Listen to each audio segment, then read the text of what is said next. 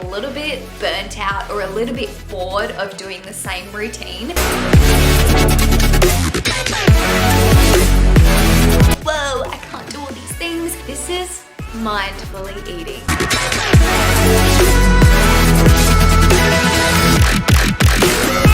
Maybe struggling a little bit with bloating. That is just crazy. Hey everyone, and welcome back to my channel.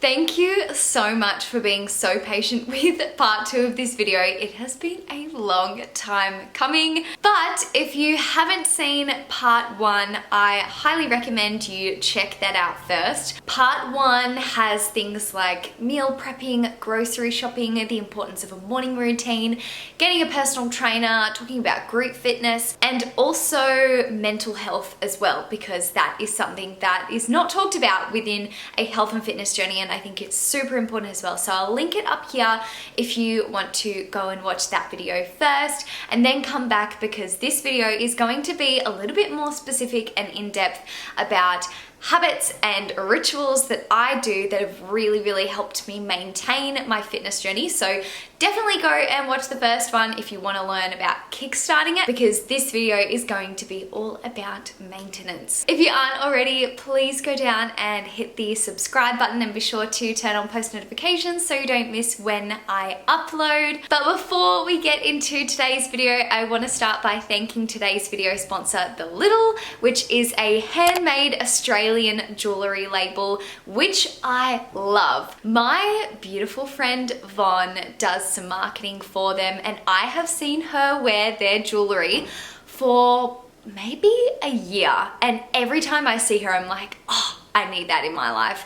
Very dainty, beautiful, yet affordable pieces. And I definitely wanted to jump behind Alice Roberts, who is the founder and the owner. She is just doing amazing things with her platform, and she is so creative, and I'm so excited to receive one of her pieces because she is just a legend. So I am wearing one of her beautiful necklaces today. It is so dainty. I love it so much. I scoured the website for my favorite piece and it was so hard to pick, but I did pick this one because it's super dainty. I don't actually own any silver jewelry apart from my ring, so I was really excited to get a beautiful silver necklace, but I have been wearing it for the last few days in the ocean because it is designed to not rust, which is absolutely amazing. So if you are a water baby like me, you're all good. You're set. It's amazing. I just love it because it can go with any outfit and it's super simple. I think it's very casual but also can be dressed up, which is really nice. But if you want to get behind an amazing Australian handmade business,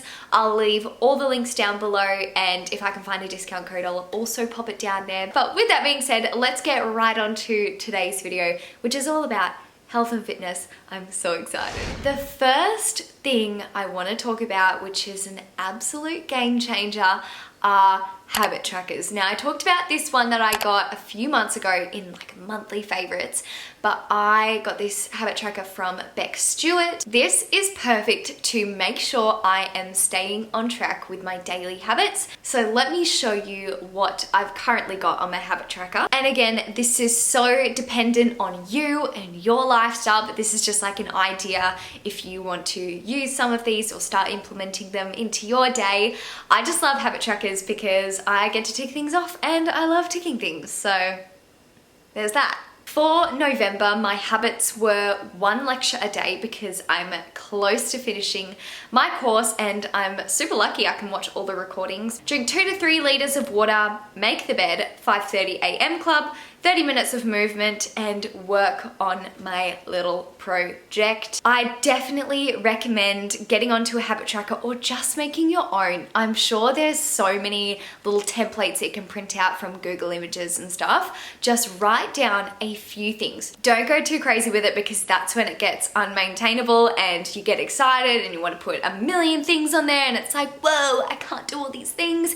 start by just putting like 3 on there and tick them off, and as the weeks progress, add some more if you feel like it. Which brings me on to my next tip, which is do one thing at a time. So if you listen in to my podcast, which is Find Your Fire podcast, I did an interview with Madeline Carafa last week, and she is a legend. I love her so much. She had such good advice. So I'm definitely crediting this point to her, which is when you add a new habit, do one thing a day. Don't go all out, otherwise you're gonna burn out. Say on a Monday, you maybe want to implement one thing, and then on the Tuesday, start adding another, or just when you feel comfortable to add another thing. That way it's just easing yourself into it way more than being like, Monday, bam, bam, bam, let's do absolutely everything, and then you're like, what?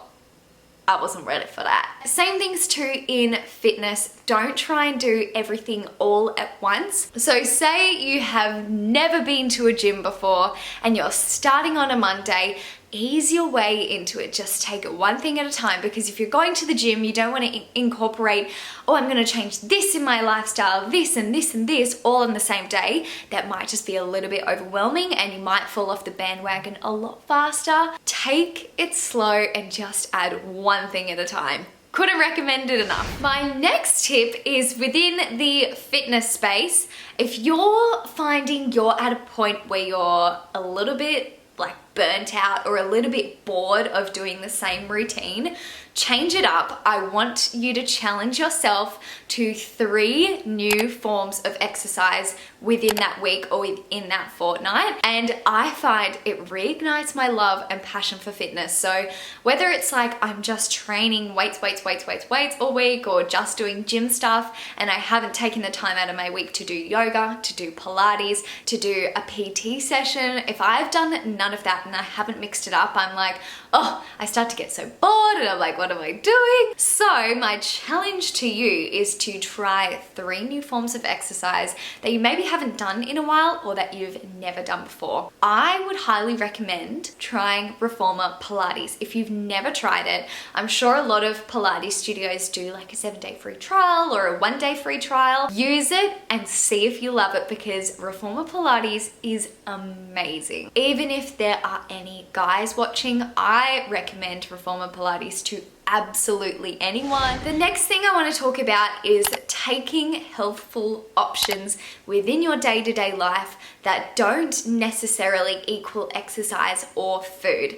I wanted to talk about one thing in particular because this is something I've been doing for the last 3 weeks and it has changed my life. I've seen this meme absolutely everywhere and it's like, I wonder why my back hurts, and this is stick figure just like, brr. That was so me. I would sit on my chair in the funkiest way ever. I'm that sort of person, I constantly have to sit cross-legged, even at the dining table, which is so, I don't know why. I have no idea. But I love crossing my legs, and so I would sit like on my plastic chair, like crossing my legs, or my leg would be up here or it'd be back here, and I'm like, girl, what is going on? And so if you can see behind me, I've actually switched to a Swiss ball and it is now my new desk chair, and I couldn't recommend it more. 1, way more comfortable than a plastic chair. If you have a plastic desk chair, get rid of it.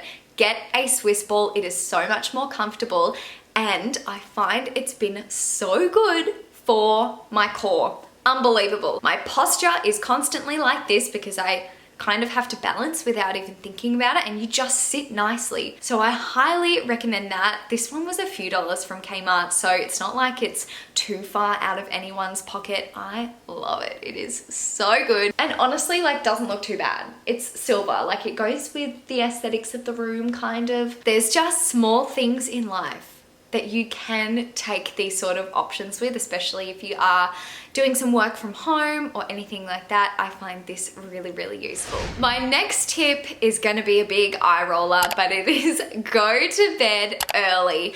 Please don't hate me for saying that. I know I'm a grandma. I know I love going to bed early, but I also love waking up early and optimizing my day.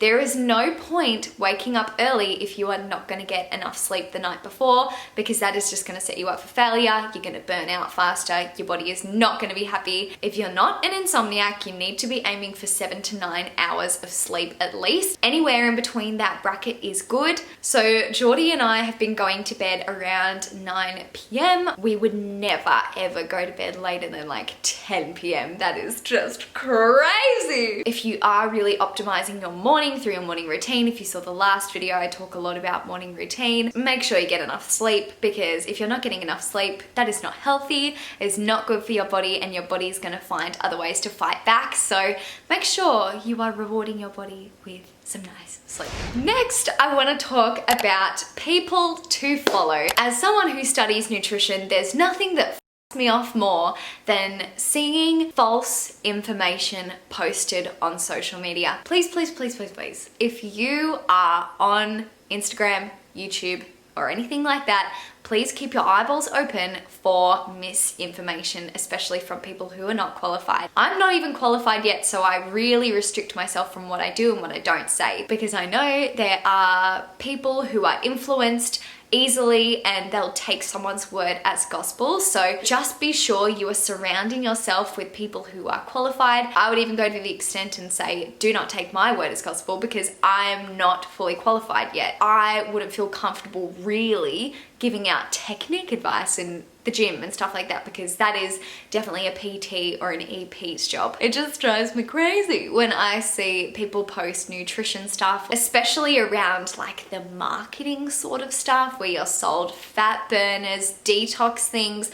Don't even get me started. If you see anything claiming to detox your system, can I just say your liver and your kidneys, that is what their function is. They are there to detox. You do not need to take a detox tea. That's a laxative. I really want to talk about the people in the fitness space on social media that I follow and why I follow them and why I think you guys should as well. Keeping in mind, I follow a lot of people on social media, but these are the few that I would recommend within like, yeah, health, fitness, and confidence. So some people that I love following for different reasons. I want to talk through each person and why I recommend following them. The first thing was recommended by my beautiful boyfriend, Geordie Davis. Now, Geordie Davis is an exercise physiologist. He is a health professional. He knows what the he's talking about, and he's been following this page for a while, and it is called Move You. These guys are from the States and they are extremely hilarious, but in a really educational way. So if you're looking for technique advice and performance information, I would highly recommend going and checking out their page, watching their videos, and listening to what they say. Next person I want to chat about with technique is my beautiful friend Riley. I have never met Riley. Fun fact, I feel like I have. I've known her for bloody years, but she's a legend. I get to meet her in Byron next week. I'm so excited. She is a personal trainer, and I feel like out of all the females I have seen on Instagram, she has one of the best techniques ever. And so she always talks about that sort of thing. She does know what she's talking about, and I just really enjoy her content as a whole because it is raw, it is honest, and she just has amazing technique when it comes to exercises. So go and check out her page. She's honestly just also a ray of sunshine, so definitely go and check her out. Moving on to people to follow for diet and nutrition advice. My friend Alice, who I met this year when she started coming to the 5:30 a.m. club. I know you're watching, girl. Hey, how are ya? I love following her because she is the biggest myth buster I know. She'll see something on social media and I feel like she's the sort of person who will come out and say, actually, this is so incorrect. This is how you do it. This is what's wrong with this information, which coming from a nutrition standpoint, I really appreciate because it just clears up everything for people who maybe know nothing at all about nutrition, and it's good for people to follow people like that who are qualified, who know exactly what they're talking about, and they are bloody smart. But I definitely want to record a podcast interview with her, maybe sometime soon, on myth busting with nutrition. So keep an eye out for that because I'm 100% gonna get her on for sure. Next in the nutrition space, I would really recommend my friend Beck. She is a mum and she also has a amazing recipes. Like, they are so good. Her Instagram is Nourish Naturally, and I'm sure you guys have heard about her before, but she is just incredible. And I think her page really reflects who she is as a person. Really bright, really vibrant, and really bubbly. Not only is she so smart and gives the best advice, she just has the most delicious recipes ever. So definitely go and check her out if you are looking for some recipe inspo. And of course, I have to recommend one of my besties, Soph. She is such a ray of sunshine. I just love the messages that she puts out on her pages. She shares everything to do with confidence, with body image, with eating mindfully, and everything in between that's not necessarily just focused on food or just focused on exercise. I love how much of a motivation and an inspiration she is to so many girls, especially with like this body image and confidence journey and accepting your body. I think she is the best person to follow. She speaks nothing but the truth, and she is exactly how she seems online as she is in real life. I feel like every single person I've talked about, oh, it's just like one of my friends, because I trust them, and I know you guys should trust them as well. Next, I want to talk about another one of my beautiful friends, Georgia Richards. Where do I begin? I love her. And again, I get to meet her in Byron next week. So excited. So here's one of the many reasons why I love following Georgia, and that is because she is my motivation every single day. I see her on her stories doing her bloody dry scooping, chucking her water. She's going to PT, she's going to soccer, she's going to boxing. I'm like, look at this girl, she is freaking killing it. Especially this year, she has just taken off. She's just so real and so raw, and I couldn't recommend her enough to anyone. She motivates me so much to live my best bloody life. Just go and watch any of her videos, or go and watch her Instagram. Just consume all of her content, and it's just great. Next, I want to talk a little bit more about eating habits, and something I've started implementing regularly. My lecturer has drilled it into my head. This is also a great way to be in tune with your body, reduce your bloating, and also make sure you are enjoying meals. If you've never heard of it before, this is mindfully eating.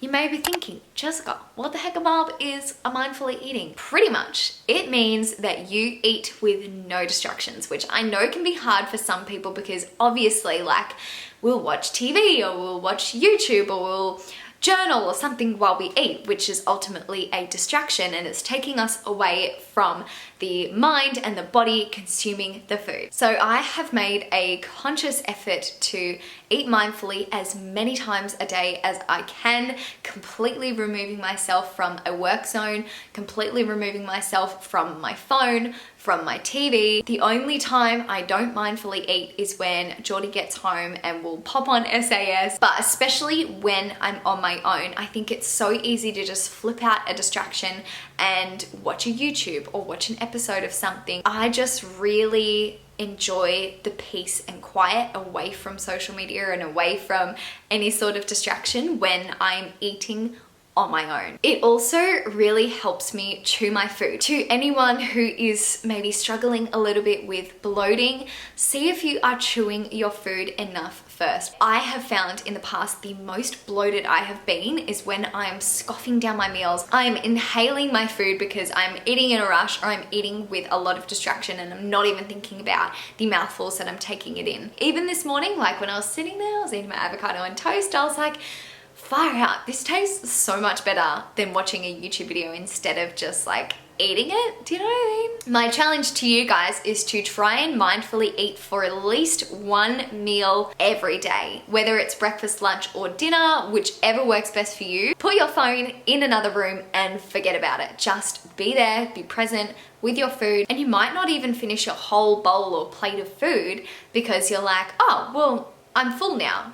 And most of the time we can overeat or binge eat if we are constantly distracted. And the last thing I want to talk about is for those of you out there who are not comfortable with being in a gym and maybe aren't willing to invest in a personal trainer or invest in group fitness classes, highly recommend going on the App Store and having a little look through some fitness apps where you can do things from your own home, because I don't want the gym to be a restriction or a barrier to you unlocking your full potential with your fitness. Obviously, you can do so much more in a gym space than you can in your living room, but still, during lockdown, I think we learned that, you know, we have to be adaptable and we have to be able to train in our living room as well. So I wanted to talk about a fitness app that I really like following, and I'm sure there's plenty more out there and definitely something to suit everybody. But you guys know I really like Keep It Cleaner. I love what Steph and Laura stand for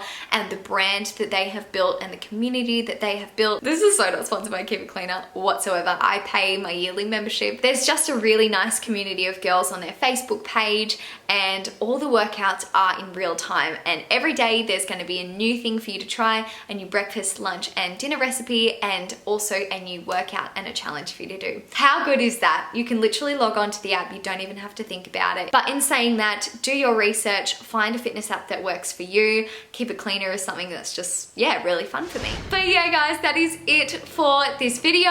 Maybe in the future I'll make a part 3, who knows? Again, just wanted to say thank you to the Littl for sponsoring today's video. Again, I'll leave all their links below if you wanted to check out any of their beautiful pieces. If you have any sort of questions about your health and fitness journey, please reach out to a health professional, a PT in your area, a dietitian, a nutritionist in your area. Of course, you can leave comments on my videos, but I'm not qualified yet to be giving specific advice, and I hope you guys can understand that. I can give you general tips and tricks and what I do, but nothing is going to be as valuable as going seeing a professional personally. If you aren't already, please subscribe, give me a thumbs up to let me know that you liked this video and you like this sort of topic. My name is Jess. I make new videos every 3 days, so I will see you in 3 days.